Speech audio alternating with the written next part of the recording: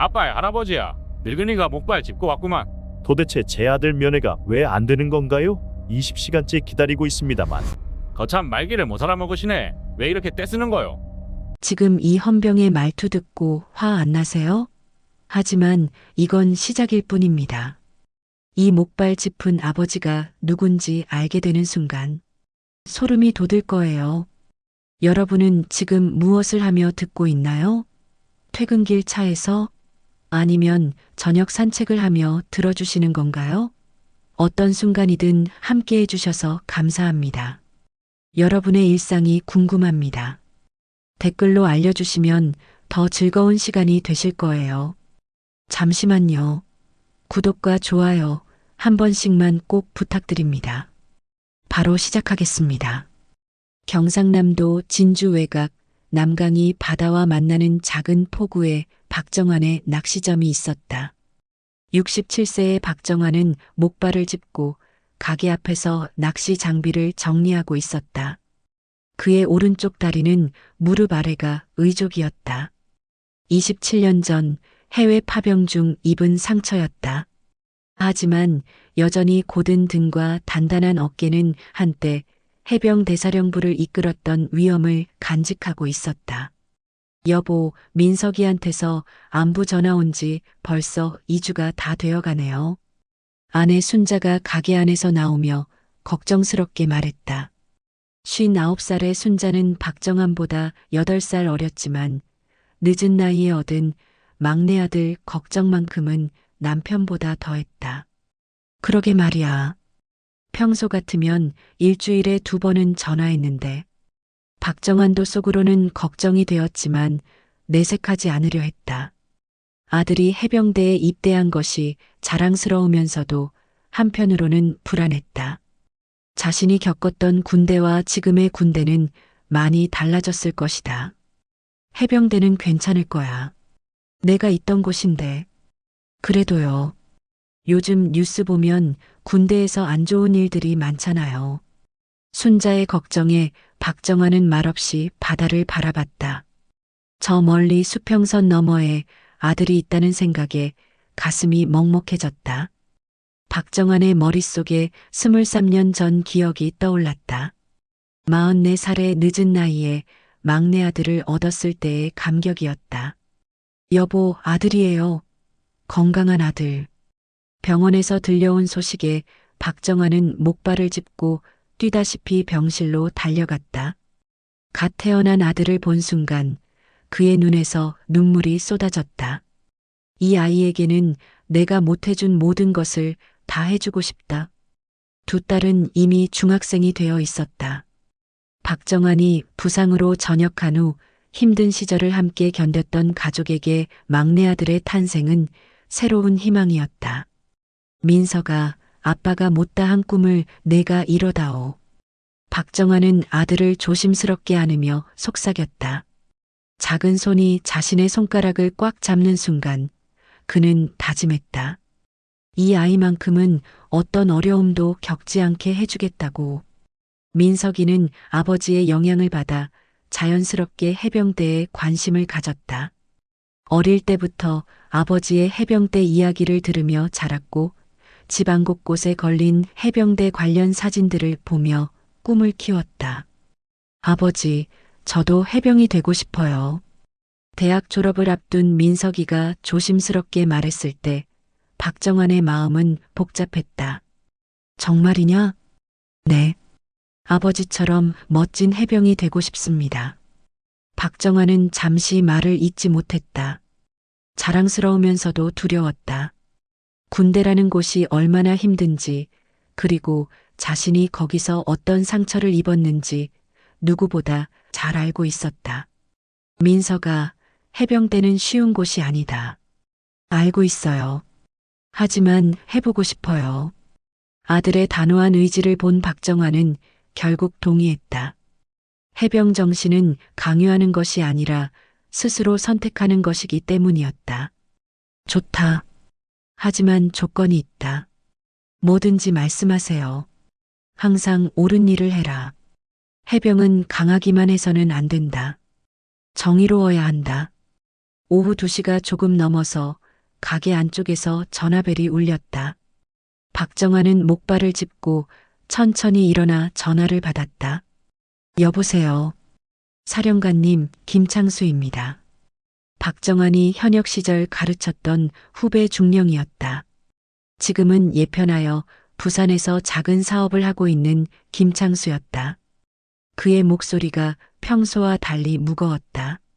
창수야, 무슨 일이냐? 조심스럽게 말씀드릴 게 있습니다. 아드님 부대에서 좋지 않은 소문이 돕니다. 박정환의 손이 수화기를 더 꽉 잡았다.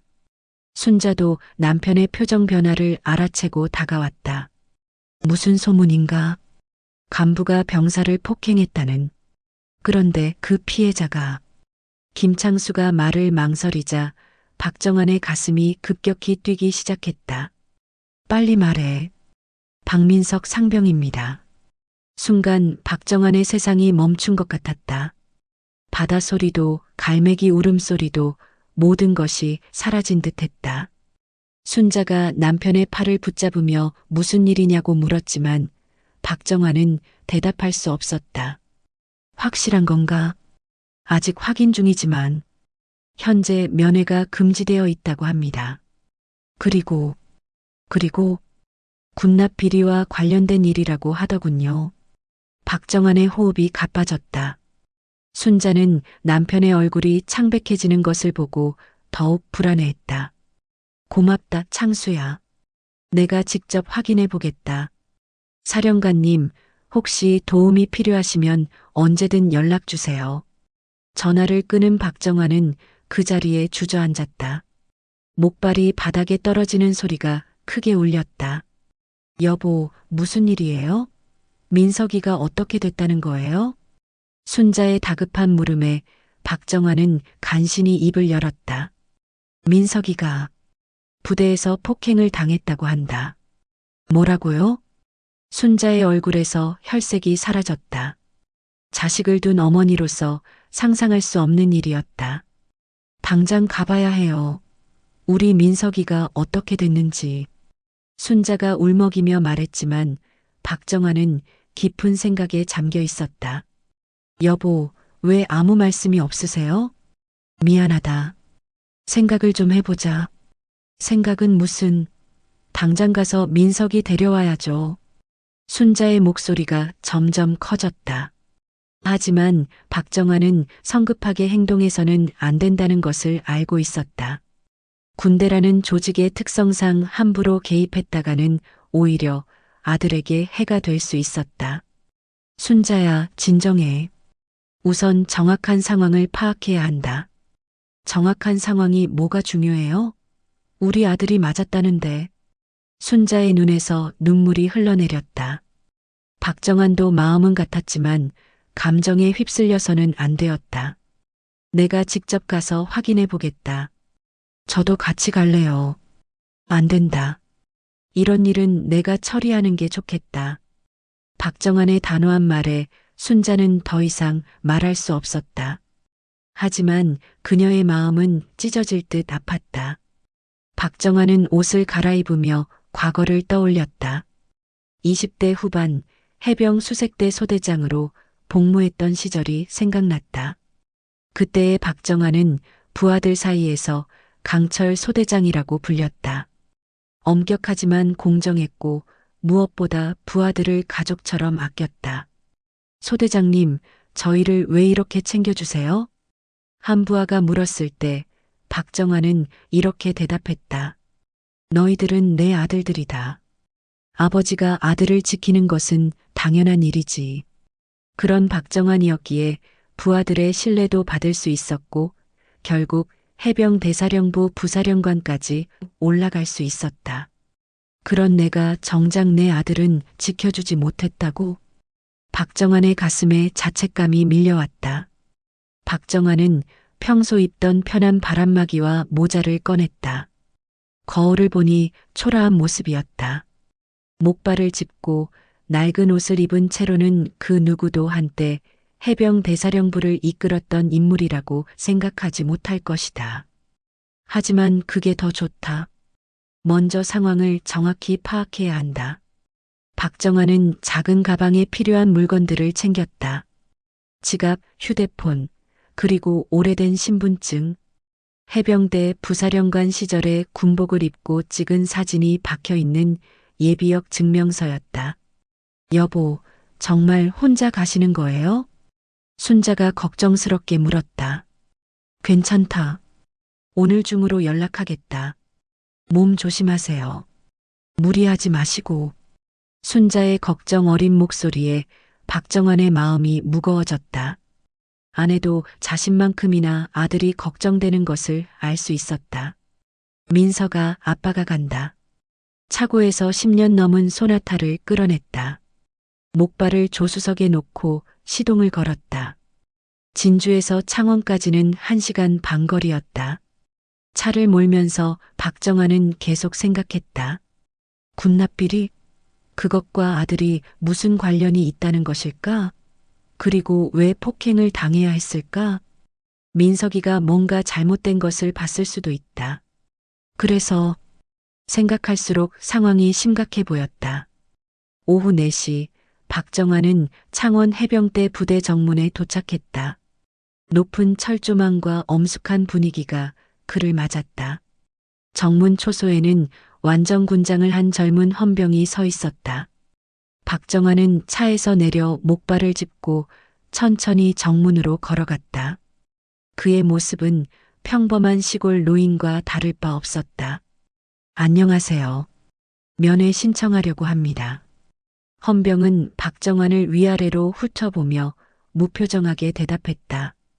누구 면회입니까? 박민석 상병입니다. 성함과 관계를 말씀해 주세요. 박정환입니다. 아버지입니다. 헌병이 컴퓨터를 확인하더니 고개를 저었다. 박민석 상병은 현재 면회 금지 상태입니다. 면회 금지요? 왜 그런가요? 부대 내부 사정으로 외부 접촉이 제한되어 있습니다. 박정환의 목소리가 조금 높아졌다. 저는 아버지입니다. 아들이 어떤 상태인지 알 권리가 있지 않습니까? 죄송합니다. 규정입니다. 헌병의 차가운 대답에 박정환은 당황했다. 예상하지 못한 상황이었다. 그럼 언제쯤 면회가 가능한가요? 그건 저희가 결정할 수 있는 사안이 아닙니다. 그럼 부대장님과 통화라도 할 수 있겠습니까? 부대장님은 바쁘십니다. 헌병의 말투에는 배려나 예의가 전혀 없었다. 마치 귀찮은 일을 처리하는 듯한 태도였다. 박정환은 목발을 짚고 그 자리에 서 있었다. 갑작스런 거절에 어떻게 해야 할지 몰랐다. 박정환은 정문 앞 벤치에 앉았다. 목발을 옆에 기대어 두고 부대 안을 바라봤다. 높은 담장 너머로 보이는 건물들, 그리고 스쳐 지나가는 해병들의 모습. 저 안 어딘가에 자신의 아들이 있는데 만날 수조차 없다는 현실이 그를 절망스럽게 했다. 내가 뭘 잘못했을까? 박정환의 마음에 자책감이 밀려왔다. 아들을 해병대에 보낸 것이 잘못된 선택이었을까? 아니면 자신이 아들에게 해병 정신에 대해 너무 많이 이야기한 것이 문제였을까? 해병은 정의로워야 한다고 가르쳤는데 혹시 그 때문에 민석이가 어려움에 처한 건 아닐까? 시간이 지날수록 박정환의 마음은 무거워졌다. 한때 수백 명의 부하를 거느렸던 자신이 이렇게 무력하다는 것이 믿어지지 않았다. 목발을 짚은 다리가 아프기 시작했다. 하지만 그는 자리를 뜰 수 없었다. 아들과 조금이라도 가까운 곳에 있고 싶었다. 오후 5시가 되자 부대에서 외박 나가는 병사들이 나오기 시작했다. 그들은 정문 앞에 앉아 있는 박정환을 힐끗 쳐다보며 지나갔다. 저 아저씨 뭐지? 면회 온 것 같은데. 다리 불편해 보이시네. 젊은 병사들의 수군거림이 박정환의 귀에 들렸다. 그들의 시선에는 호기심과 동정이 섞여 있었다. 박정환은 그중 누군가가 아들에 대해 알고 있을까 싶어 다가가고 싶었지만 목발을 짚은 자신의 모습이 초라하게 느껴져 망설여졌다. 저 아이들에게 뭐라고 말할 수 있겠나? 민석이 아버지라고? 그럼 아들이 왜 면회를 못 받는지 물어볼 것이고, 박정환은 결국 아무것도 하지 못했다. 같은 시간 부대 안이등병 생활관에서는 박정환이 상상할 수도 없는 일들이 벌어지고 있었다. 야, 박민석, 여기 와봐. 최영철 대위의 거친 목소리가 생활관에 울렸다. 민석이가 벌떡 일어났다. 얼굴에 멍자국은 사흘이 지났지만 여전히 보라색으로 선명했고 입술 한쪽은 터져서 아직 딱지가 앉아 있었다. 왜 이렇게 늦게 와? 대위님을 기다리게 만들어? 죄송합니다. 민석이의 목소리는 힘이 없었다. 최영철 대위 앞에서는 모든 병사들이 위축될 수밖에 없었다. 죄송하다고? 너 같은 놈이 해병대에 있을 자격이나 있어? 최영철 대위는 민석이의 어깨를 거칠게 밀었다. 민석이가 비틀거리자 주변에서 지켜보던 다른 병사들이 긴장했다. 너 때문에 부대 분위기가 엉망이야. 알겠어? 대답 안 해? 아, 맞다. 너 아빠가 찾으러 온다며? 최영철 대위의 입꼬리가 비뚤어졌다.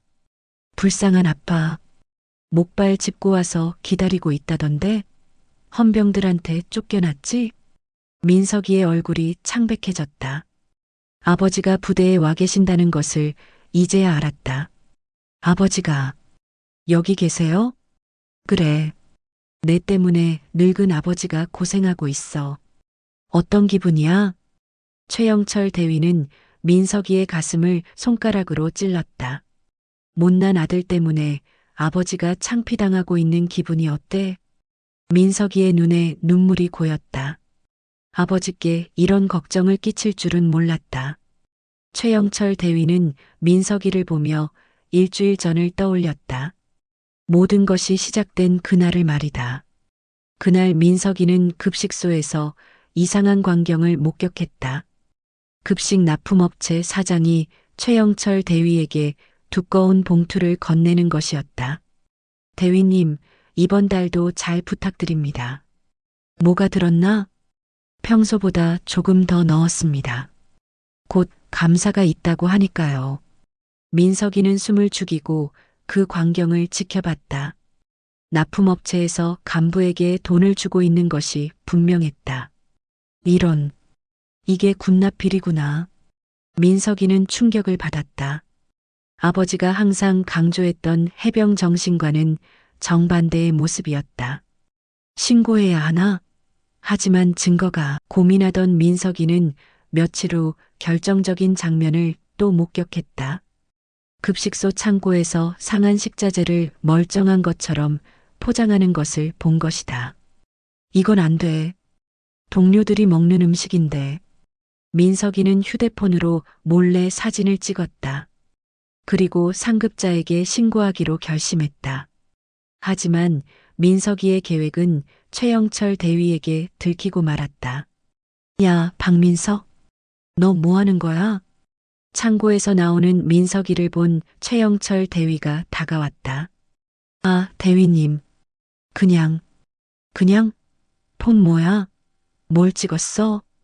최영철 대위가 민석이의 휴대폰을 빼앗았다. 사진을 확인한 그의 얼굴이 일그러졌다. 이걸 왜 찍었어? 그게, 이 새끼가.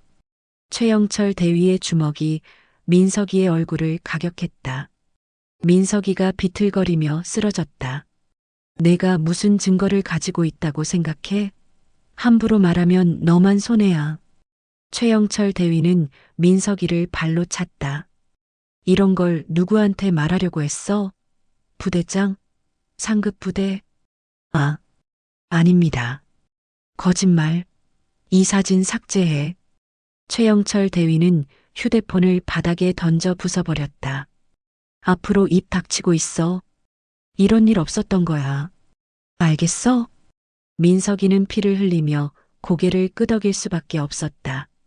그 이후 최영철 대위의 괴롭힘은 계속되었다. 야, 박민석, 청소 다시 해. 네. 눈 없어? 여기 먼지 있잖아. 실제로는 깨끗했지만 민석이는 아무 말 할 수 없었다. 너 같은 놈이 해병이라고? 아버지 창피하겠다.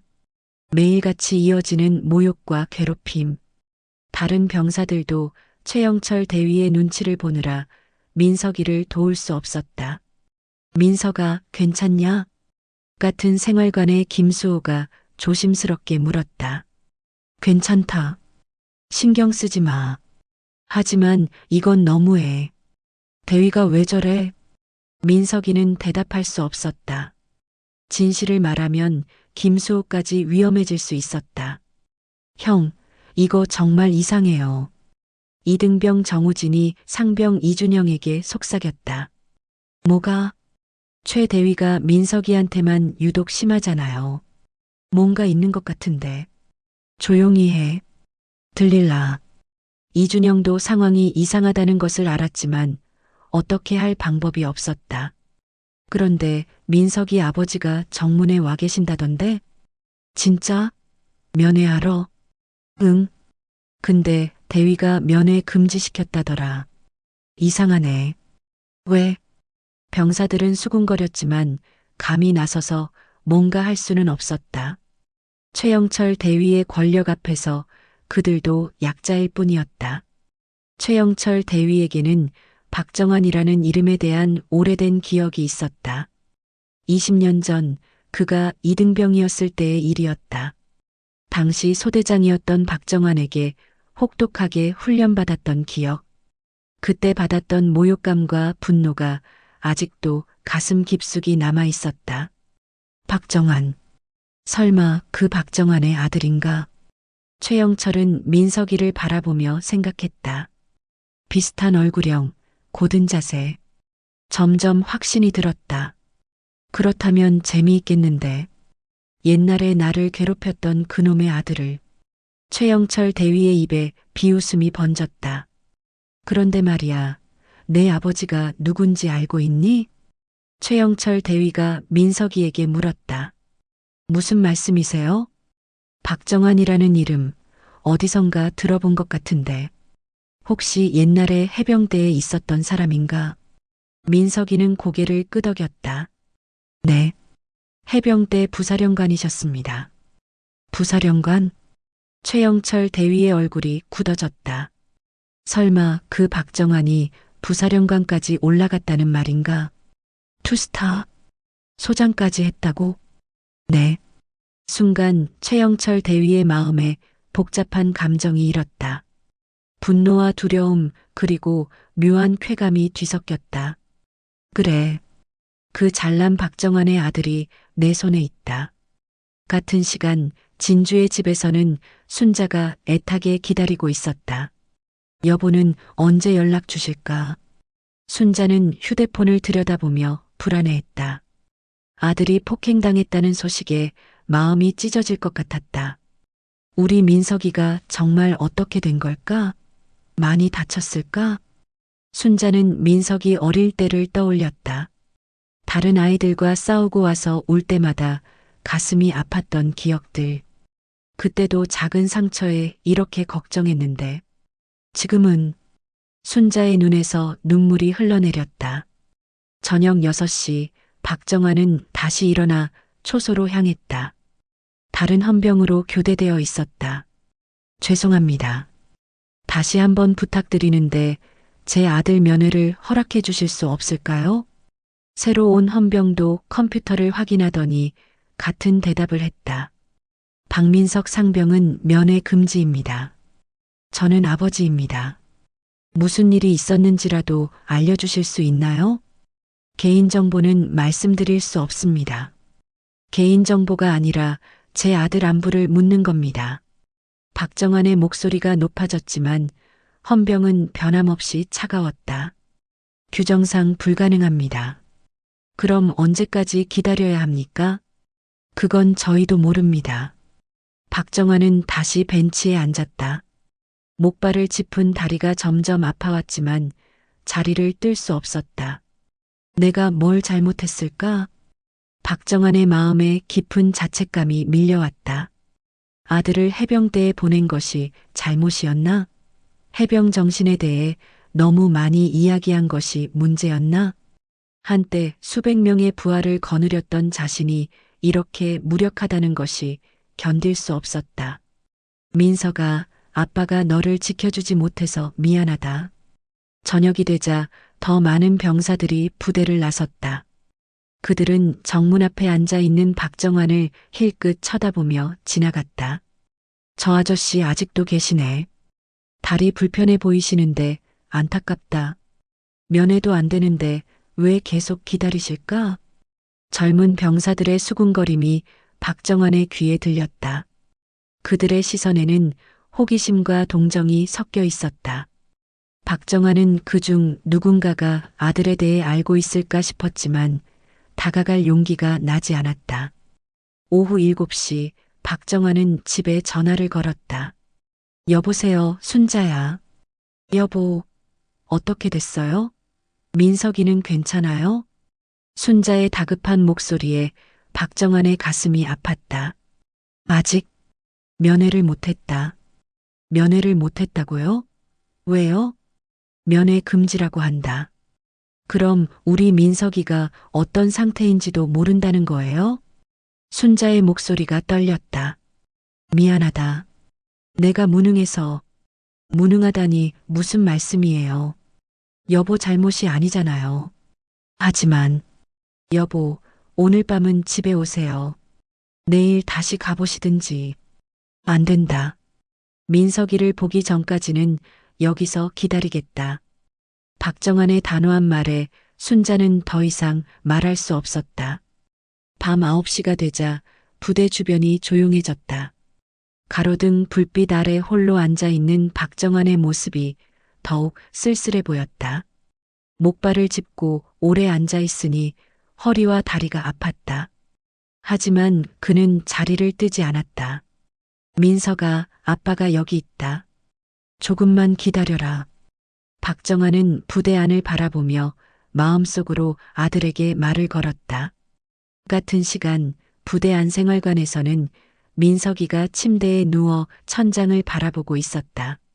민서가 괜찮냐? 김수호가 조심스럽게 물었다. 응, 괜찮다. 내 아버지 정말 밖에서 기다리고 계신데? 민석이는 대답할 수 없었다. 아버지가 자신 때문에 고생하고 계신다는 것이 견딜 수 없었다. 아버지, 집에 가세요. 저는 괜찮으니까. 하지만 민석이도 알고 있었다.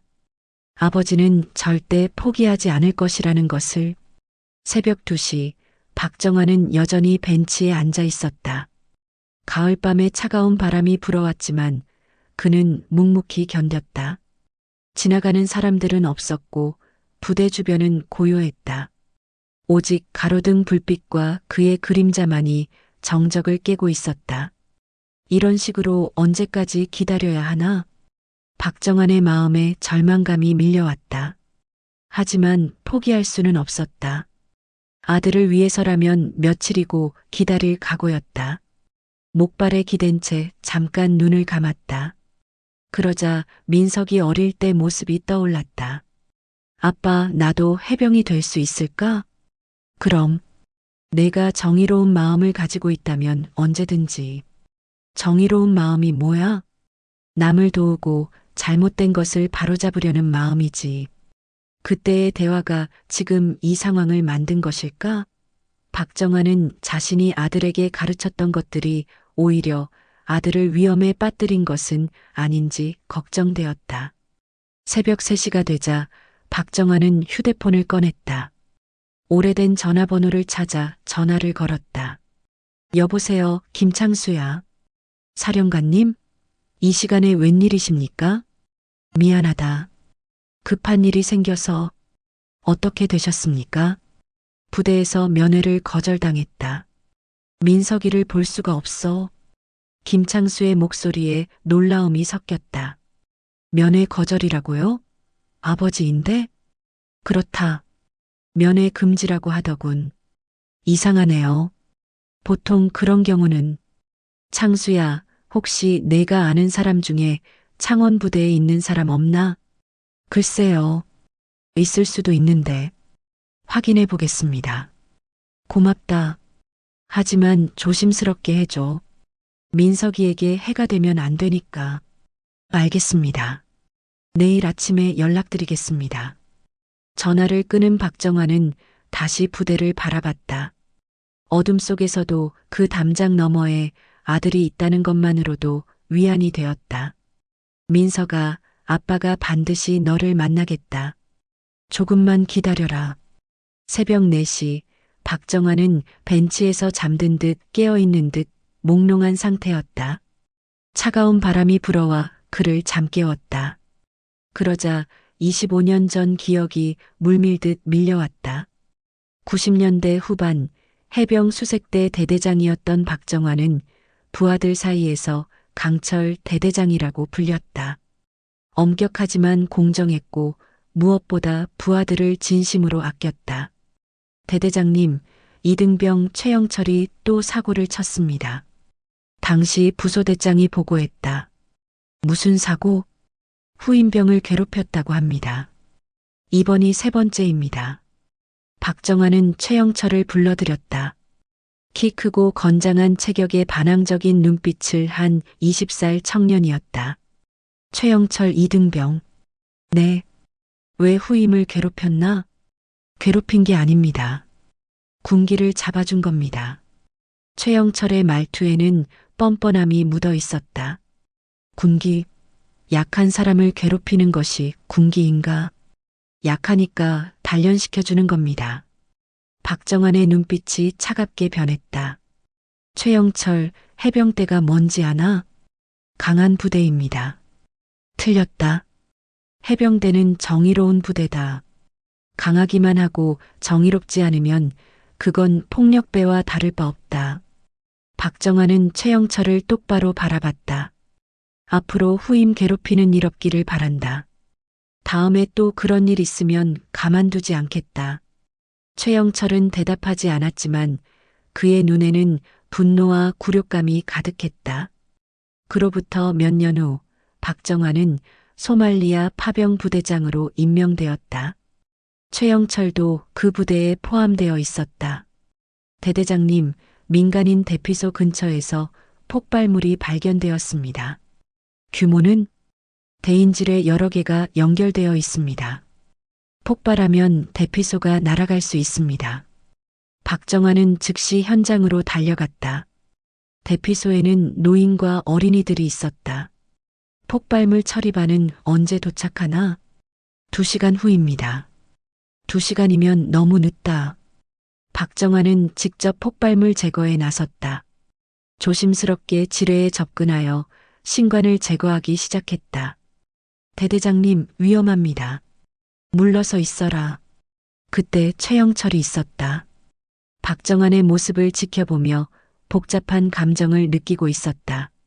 저 사람은 정말 마지막 지뢰를 제거하려는 순간이었다. 숨겨져 있던 부비 트랩이 작동했다. 쾅! 거대한 폭발음과 함께 박정환의 몸이 공중으로 날아갔다. 최영철을 포함한 부하들이 급히 달려갔다. 대대장님, 박정환은 의식을 잃었지만 민간인들은 모두 안전했다. 그의 희생으로 수십 명의 생명이 구해진 것이다.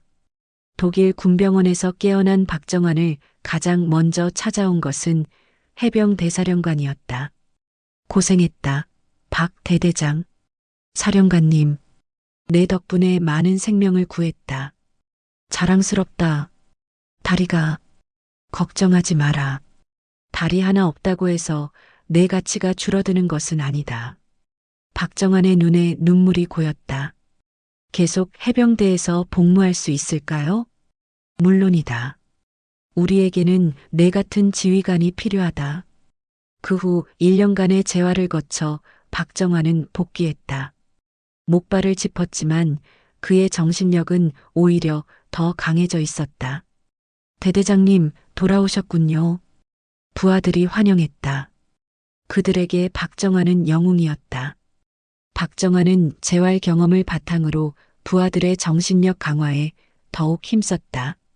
그의 리더십은 해병대 전체의 모범이 되었고 결국 부사령관까지 오를 수 있었다. 하지만 최영철만은 달랐다. 그는 박정환에 대한 복잡한 감정을 가지고 있었다. 존경과 질투, 그리고 어린 시절 받았던 굴욕감이 뒤섞인 감정이었다. 박정환은 과거 회상에서 깨어났다.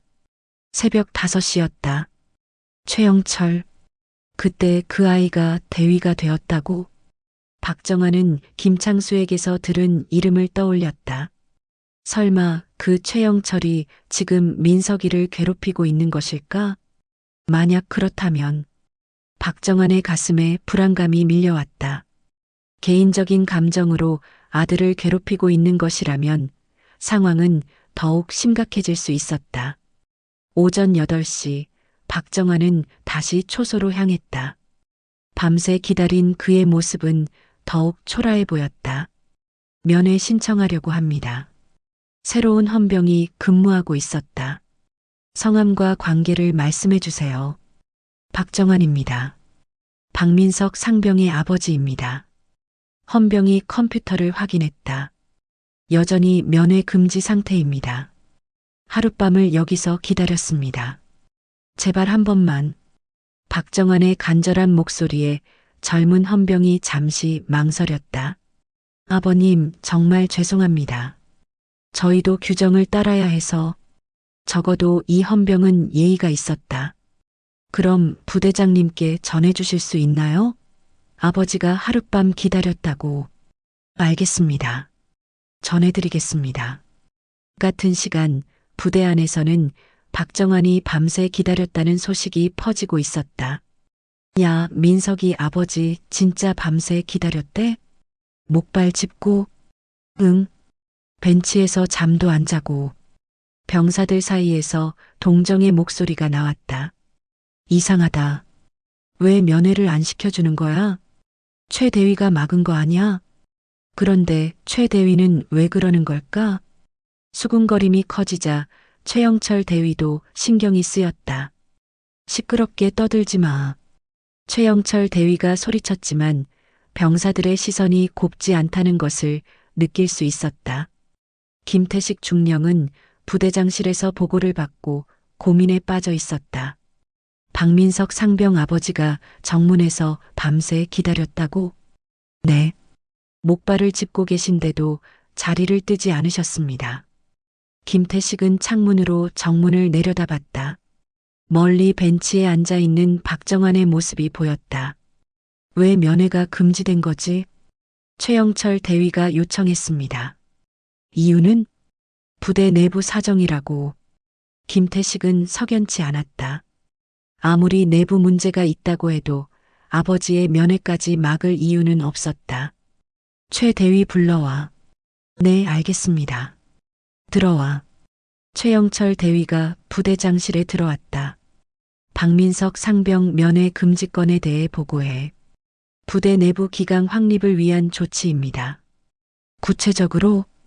최영철은 잠시 망설였다. 군기 위반이 있어서. 군기 위반? 어떤? 개인적인 문제입니다. 김태식의 눈빛이 날카로워졌다. 개인적인 문제로 아버지 면회까지 막을 권리가 우리에게 있나? 더구나 밤새 기다리고 계신다는데? 최영철은 대답할 말이 없었다.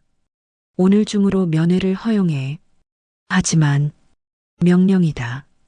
오전 10시 박정환의 휴대폰이 울렸다. 사령관님, 김창수입니다. 그래, 창수야. 확인해 봤습니다. 창원부대에 제가 아는 간부가 있어요. 누구인가? 김태식 중령입니다.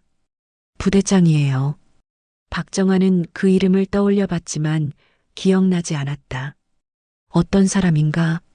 성실하고 공정한 사람으로 알고 있습니다. 제가 연락해 볼까요? 아니다. 함부로 개입하면 민석이에게 해가 될 수 있어. 그럼 어떻게 하시겠습니까? 조금 더 기다려 보겠다.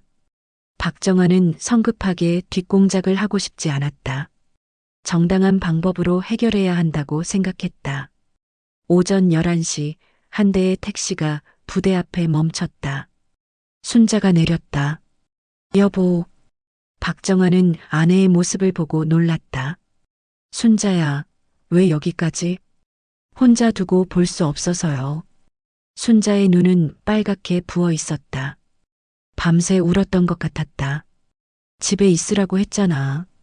집에서 어떻게 가만히 있어요? 우리 민석이가. 순자가 말을 잇지 못하고 울음을 터뜨렸다. 박정아는 아내를 붙잡고 달랬다. 진정해. 곧 해결될 거야. 언제요? 언제 해결된다는 거예요? 순자의 절규에 박정아는 할 말이 없었다. 여보, 우리가 뭘 잘못했을까요? 순자가 남편 옆에 앉으며 물었다. 잘못한 건 없어. 다만 내가 민석이에게 해병 정신에 대해 너무 많이 이야기한 게 문제였을까봐. 무슨 소리예요? 정의롭게 살라고, 옳은 일을 하라고 그렇게 가르쳤는데. 혹시 그것 때문에. 순자는 남편의 손을 잡았다. 여보, 그건 잘못된 게 아니에요. 올바른 교육이었어요. 하지만 그 때문에 민석이가 어려움에 처했다면 그건 우리 잘못이 아니라 그 사람들이 잘못된 거예요. 순자의 말에 박정아는 위로를 받았다. 사부 마이너스 진실의 편린들. 오후 1시 헌병이 박정환에게 다가왔다. 박정환님? 네. 부대장님께서 면회를 허용하신다고 합니다. 박정환과 순자의 얼굴이 밝아졌다. 정말입니까? 네. 하지만 시간은 30분으로 제한됩니다. 감사합니다. 박정환은 목발을 짚고 일어났다. 20시간 만에 기적이었다. 면회실 문이 열리며 민석이가 들어왔다. 박정환과 순자는 아들의 모습을 보고 충격을 받았다. 얼굴에 멍자국, 터진 입술, 그리고 무엇보다 생기를 잃은 눈빛. 민석아. 순자가 울음을 터뜨렸다. 어머니. 민석이도 눈물을 흘렸다. 부모님께 이런 모습을 보이고 싶지 않았는데. 많이 아팠나? 박정환이 조심스럽게 아들의 얼굴을 만졌다. 괜찮습니다. 괜찮다는 게 뭐야? 이게 괜찮아 보여? 순자가 울며 소리쳤다. 누가 그랬나? 박정환의 차분한 목소리에 민석이는 망설였다. 말해봐라.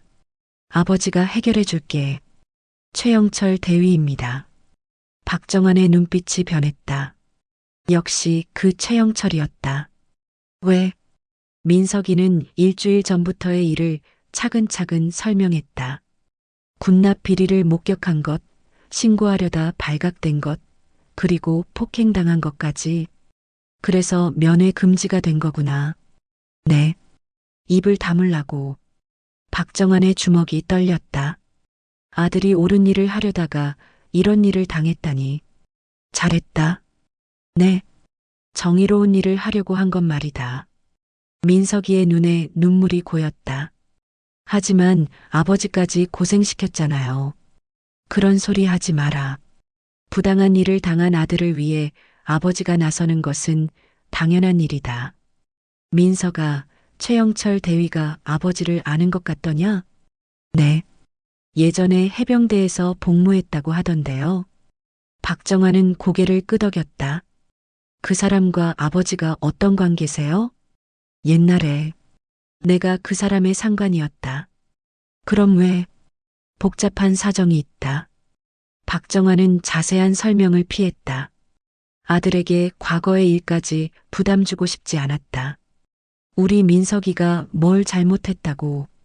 순자가 계속 울었다. 어머니, 울지 마세요. 어떻게 안 울어? 내 아들이 이렇게 맞았는데. 순자의 분노는 최영철 대위뿐만 아니라 이런 상황을 방치한 군대 전체를 향했다. 이런 일이 또 일어나면 어떻게 해요? 순자의 걱정에 박정환도 마음이 무거웠다. 시간이 다 되었습니다. 헌병이 들어와 알렸다. 벌써요? 순자가 아쉬워했다. 민석아, 조금만 더 참아라. 아버지가 해결하겠다. 아버지, 무리하지 마세요. 걱정하지 마라. 박정환은 아들을 꽉 안아주었다. 아버지 사랑한다. 나도 사랑한다, 아들아. 면회실을 나온 박정환과 순자는 말이 없었다. 여보, 이제 어떻게 해요? 정식으로 신고하겠다. 신고요? 군검찰과 상급부대에. 박정환의 목소리는 단호했다. 하지만 그러면 민석이가 더 위험해지는 건 아닐까요? 이미 위험한 상황이야. 더 늦으면 안 돼. 그때 김태식 부대장이 다가왔다. 박민석 상병 아버님이신가요? 네. 저는 김태식 중령입니다. 박정환은 김태식을 바라봤다. 진중하고 성실해 보이는 인상이었다. 면회하는데 어려움을 겪으셨다고 들었습니다. 죄송합니다. 괜찮습니다. 따로 이야기할 수 있을까요? 김태식은 박정환을 부대장실로 안내했다. 어떤 일이 있었는지 말씀해 주실 수 있나요? 박정환은 민석이에게 들은 이야기를 전했다. 군납비리, 폭행, 그리고 은폐 시도까지. 심각한 문제군요. 김태식의 얼굴이 굳어졌다. 즉시 조사하겠습니다. 고맙습니다. 하지만 한 가지 궁금한 것이 있습니다. 무엇입니까? 혹시 과거에 해병대에서 복무하신 적이 있으신가요? 박정환은 잠시 망설였다. 네, 있습니다. 어떤 보직이셨는지. 해병대사령부 부사령관이었습니다. 김태식의 눈이 커졌다. 혹시 박정환 소장님이신가요? 네. 김태식이 벌떡 일어나 경례했다. 사령관님, 몰라 뵙고 죄송했습니다. 사령관님께서 직접. 김태식은 아직도 믿어지지 않는다는 표정이었다. 중령, 계급은 중요하지 않다. 지금은 그저 아들이 걱정되는 아버지일 뿐이다. 하지만 이 일을 어떻게 처리할 생각인가? 김태식은 잠시 생각했다. 최영철 대위를 즉시 조사하겠습니다. 그리고 군검찰에도 신고하겠습니다.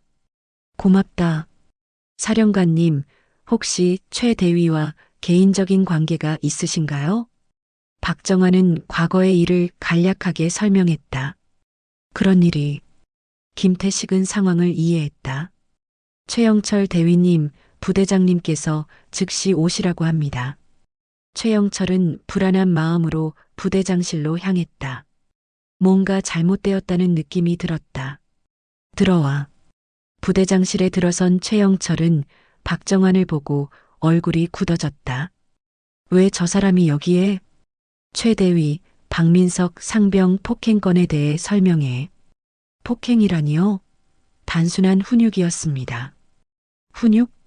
얼굴에 멍이 드는 것이 훈육인가? 김태식의 목소리가 차가웠다. 그리고 군납비리는 어떻게 설명할 건가? 최영철의 얼굴이 창백해졌다. 무슨 말씀이신지 모르겠다는 거냐? 김태식이 책상을 쳤다. 최영철, 박정환이 조용히 말했다. 오랜만이다. 최영철은 박정환을 바라봤다. 25년 전 그 위험은 사라졌지만 눈빛만은 여전히 날카로웠다.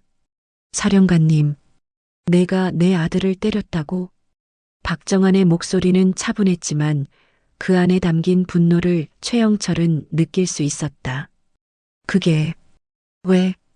최영철은 대답할 수 없었다. 개인적인 감정 때문인가? 박정환의 직격탄에 최영철은 고개를 숙였다. 최 대위, 지금이라도 솔직하게 말하면 참작하겠다. 김태식이 마지막 기회를 주었다. 최영철은 한참을 망설이다가 입을 열었다. 죄송합니다. 무엇이? 모든 것이? 군납비리도 폭행도. 최영철이 모든 것을 털어놓기 시작했다. 경제적 어려움으로 시작된 비리, 그것을 알아챈 민석이에 대한 폭행, 그리고 과거 박정환에 대한 원한까지. 개인적인 감정으로 부하를 괴롭혔다는 말인가? 김태식이 분노했다. 죄송합니다. 최영철이 무릎을 꿇었다. 최영철, 마지막으로 묻겠다. 박정환이 일어났다. 해병대가 뭔가? 대답해. 강한 부대입니다. 틀렸다. 박정환이 고개를 저었다. 해병대는 정의로운 부대다. 약한 사람을 괴롭히는 것이 해병대의 정신인가? 아닙니다. 그럼 왜 그랬나? 최영철은 더 이상 변명할 수 없었다. 최영철 대위는 즉시 직위 해제한다. 김태식이 선언했다. 그리고 군검찰에 수사를 의뢰하겠다. 알겠습니다. 최영철이 일어나 박정환에게 다가갔다. 사령관님, 정말 죄송합니다. 나에게 사과할 일이 아니다. 네, 내 아들에게 사과해야 할 일이다.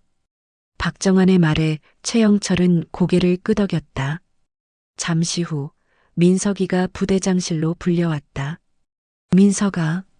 박정환이 아들을 부르며 최영철을 가리켰다. 저 사람이 뭔가 할 말이 있단다.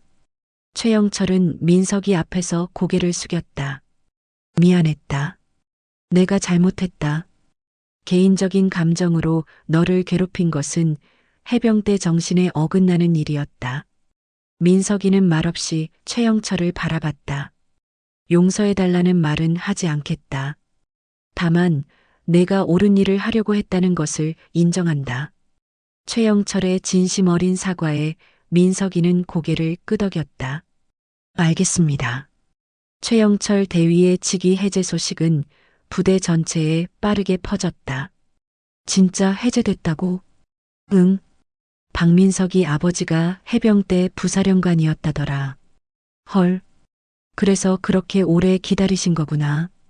병사들 사이에서는 박정환에 대한 이야기가 전설처럼 퍼졌다. 목발 짚은 투스타 소장님이시라고? 정말 대단하신 분이야. 아들을 위해 20시간을 기다리셨다니. 부대 분위기가 완전히 바뀌기 시작했다. 며칠 후 이 이야기는 지역 언론의 관심을 끌었다. 해병대 전설, 아들 사랑으로 다시 화제. 목발 짚은 아버지의 20시간 기다림. 기사들이 쏟아져 나왔고 네티즌들의 반응도 뜨거웠다. 정말 감동적이다. 이런 아버지를 두고 싶다. 해병대의 진정한 정신을 보여주신 분이다. 하지만 박정환은 언론의 관심을 달가워하지 않았다. 너무 과하게 보도하는 것 같아. 순자에게 말했다. 아니에요. 사람들이 감동받는 거예요. 내가 특별한 일을 한 게 아니야. 아버지로서 당연한 일을 했을 뿐이지. 일주일 후 민석이는 정상적인 부대 생활로 복귀했다. 얼굴에 상처도 많이 나았고 무엇보다 밝은 표정을 되찾았다. 민석아, 괜찮냐? 동료들이 걱정스럽게 물었다. 응, 괜찮아.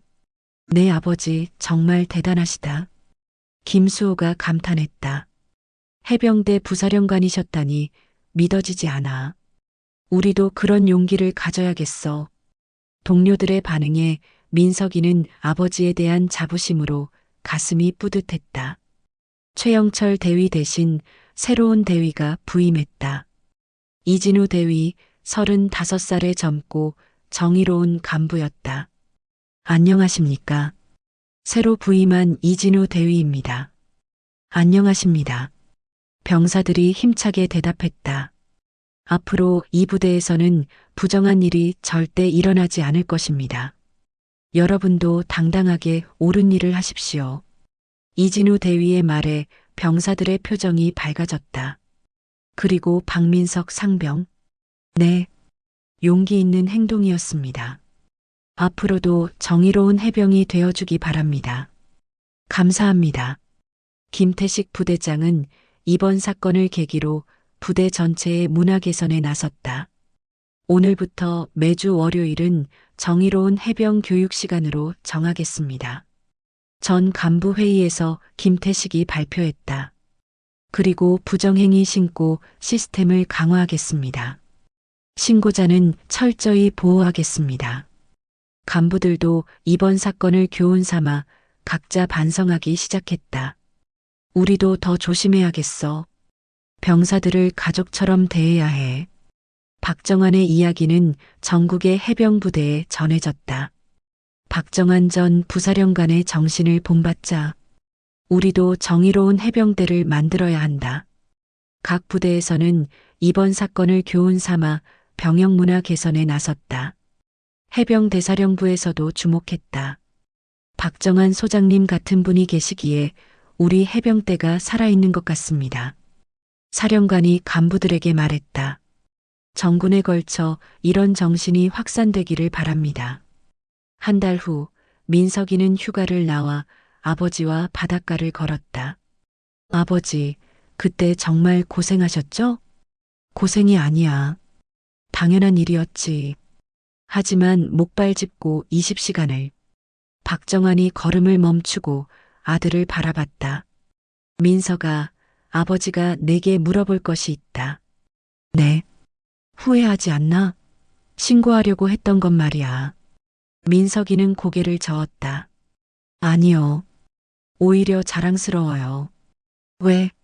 아버지께서 가르쳐 주신 대로 살았으니까요. 박정환의 눈에 눈물이 고였다. 고맙다. 뭐가요? 옳은 길을 택해줘서. 집에 돌아온 박정환과 민석이를 순자가 맞았다. 우리 민석이 얼굴이 얼마나 좋아졌는지 봐. 순자가 아들을 끌어안았다. 어머니, 걱정 끼쳐드려서 죄송했어요. 무슨 소리야? 엄마가 얼마나 자랑스러운데. 자랑스러워요? 그럼 우리 아들이 정의로운 일을 했는데. 순자의 말에 민석이는 환하게 웃었다. 어느 일요일 김철호를 비롯한 몇몇 해병 전우들이 박정환의 낚시점을 찾았다. 사령관님, 안녕하십니까? 어서 와라. 멀리서 고생했다. 전우들은 박정환과 함께 바닷가에 앉아 이야기를 나눴다. 사령관님 덕분에 해병대가 다시 살아났습니다. 무슨 소리야? 원래 살아있었어. 아닙니다. 요즘 젊은 해병들이 많이 달라졌어요. 김철호가 진심으로 말했다. 어떻게? 더 당당해졌어요. 옳지 않은 일에는 목소리를 내는 용기를 가지게 되었습니다. 박정환의 얼굴에 만족스러운 미소가 떠올랐다. 6개월이 지난 어느 봄날, 박정환은 민석이의 저녁식에 참석하기 위해 다시 창원을 찾았다. 부대 정문에서 그를 맞은 것은 김태식 부대장이었다. 사령관님, 오랜만입니다. 김중령, 잘 지냈나? 네, 덕분에 잘 지냈습니다. 김태식의 얼굴에는 자신감이 넘쳐났다. 부대 운영이 성공적으로 자리 잡혔다는 증거였다. 부대 분위기가 많이 좋아졌습니다. 다행이다. 모든 것이 사령관님 덕분입니다. 저녁 식장에서 민석이가 나왔다. 이제는 건강하고 당당한 모습이었다. 아버지, 고생 많았다, 아들아. 부자가 포옹하는 모습을 보며 주변 사람들이 박수를 쳤다. 박민석 상병은 정말 모범적인 병사였습니다. 이진우 대위가 박정환에게 말했다. 고맙습니다. 앞으로도 정의로운 사람으로 살기를 바랍니다. 네, 그렇게 하겠습니다. 민석이가 힘차게 대답했다.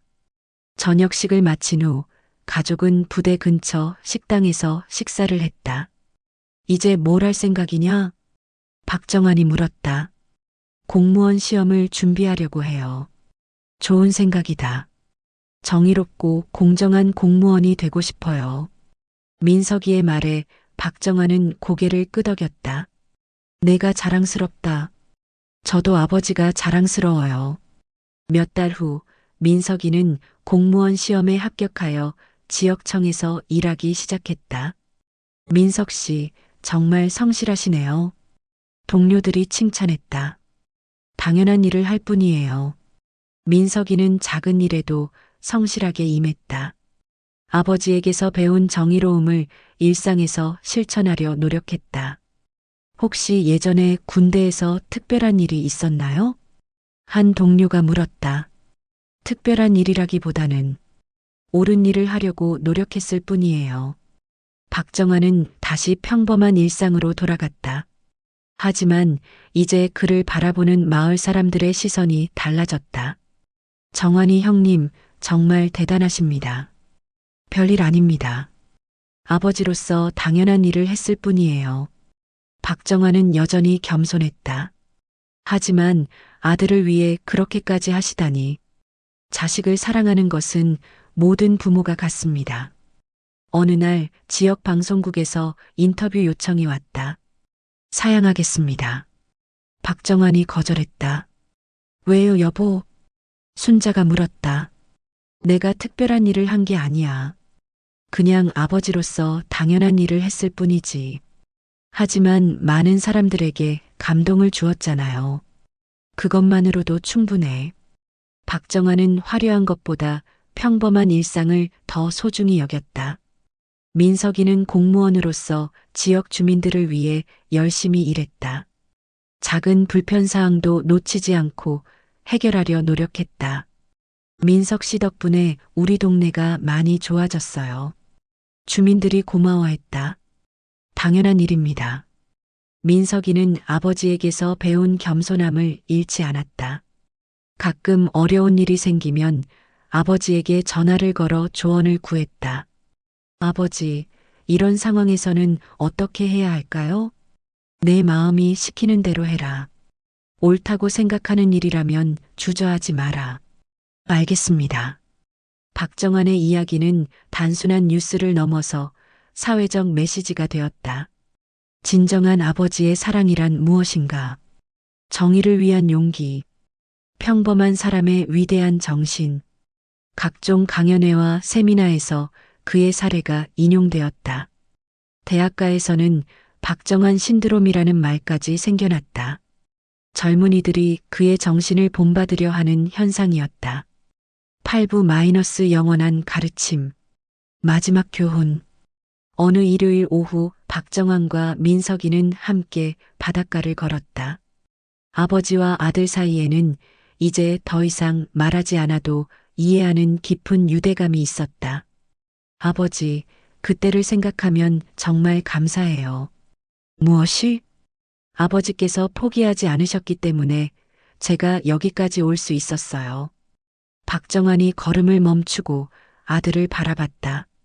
민석아, 아버지가 마지막으로 하고 싶은 말이 있다. 네. 해병은 강해야 한다. 하지만 그보다 더 중요한 것은 옳아야 한다는 것이죠? 민석이가 먼저 대답했다. 그렇다. 힘은 정의를 위해 사용될 때 진정한 가치를 갖는다. 명심하겠습니다. 그리고 언젠가 내가 아버지가 되면, 네, 내 아이에게도 이런 정신을 전해주거라. 약속드릴게요. 부자는 바다를 바라보며 조용히 서 있었다. 석양이 바다 위로 붉게 물들어가고 있었다. 정환이 형님을 보니 그 답을 알 것 같아요. 어느 일요일 오후 박정환은 혼자 바닷가에 앉아 있었다. 목발은 옆에 기대어 두고 따뜻한 햇살을 받으며 생각에 잠겼다. 민석이는 이제 좋은 아버지가 될 것이고 정혜도 올바르게 클 것이다. 박정환의 마음은 평화로웠다. 휴대폰이 울렸다. 민석이에게서 온 문자였다. 아버지, 오늘도 정의롭게 살겠습니다. 사랑합니다. 박정환이 미소를 지으며 답장을 보냈다. 나도 사랑한다. 항상 옳은 길을 걸어라. 메시지를 보낸 후 그는 다시 바다를 바라봤다. 수평선 너머로 해가 지고 있었다. 해병은 강해야 한다. 하지만 옳아야 더 강하다. 이것이 그가 평생 간직해온 신념이었다. 바다에서 불어오는 바람이 그의 머리카락을 흔들었다. 갈매기들이 자유롭게 날아다니는 모습이 평화로웠다. 아들을 위해 목발을 짚고 20시간을 기다렸던 그 시간이 결국 세상을 조금 더 정의롭게 만드는데 기여했다는 것을. 석양이 바다를 붉게 물들이며 하루가 저물어가고 있었다.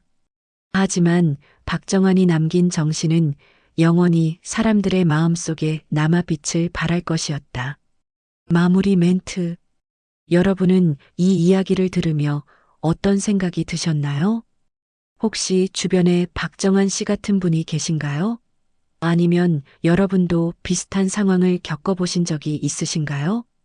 때로는 평범해 보이는 사람들 속에 위대한 정신이 숨어 있기도 합니다.